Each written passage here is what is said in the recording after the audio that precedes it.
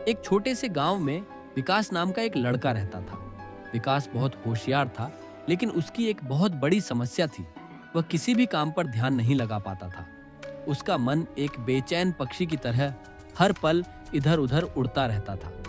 अगर वह पढ़ने बैठता तो थोड़ी देर में उसका ध्यान मोबाइल गेम या दोस्तों की तरफ चला जाता। विकास के पिता अक्सर उससे कहते थे, बेटा, तुम्हारा मन एक जंगली घोड़े की तरह है। अगर इसे काबू में नहीं रखा तो यह तुम्हें गलत दिशा में ले जाएगा, लेकिन अगर तुम अपने मन को अनुशासित कर लोगे तो यह तुम्हें वहां पहुंचा देगा जहां तुम जाना चाहते हो।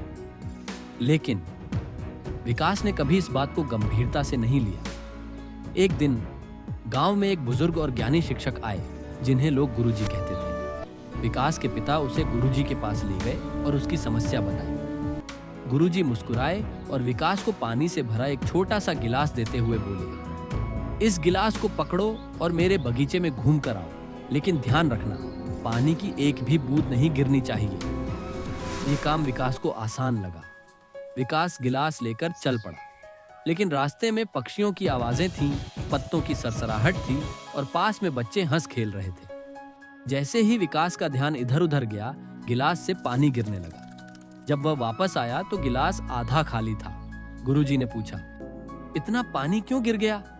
विकास ने जवाब दिया, मेरा ध्यान भटक गया। गुरुजी बोले, यह गिलास तुम्हारा लक्ष्य है और इसमें भरा पानी तुम्हारा फोकस। आसपास की आवाजें और चीजें दुनिया की डिस्ट्रैक्शंस हैं।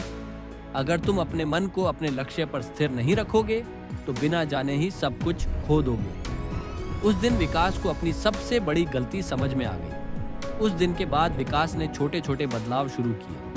रोज एक ही समय पर उठना, मोबाइल का इस्तेमाल कम करना, जो काम करे पूरे मन से करना। वह हर सुबह कुछ मिनट ध्यान करने लगा। शुरुआत में उसका मन भटकता रहा, लेकिन वह बार बार खुद को वापस काम पर लाता। दिन हफ्तों में बदले और हफ्ते महीनों में।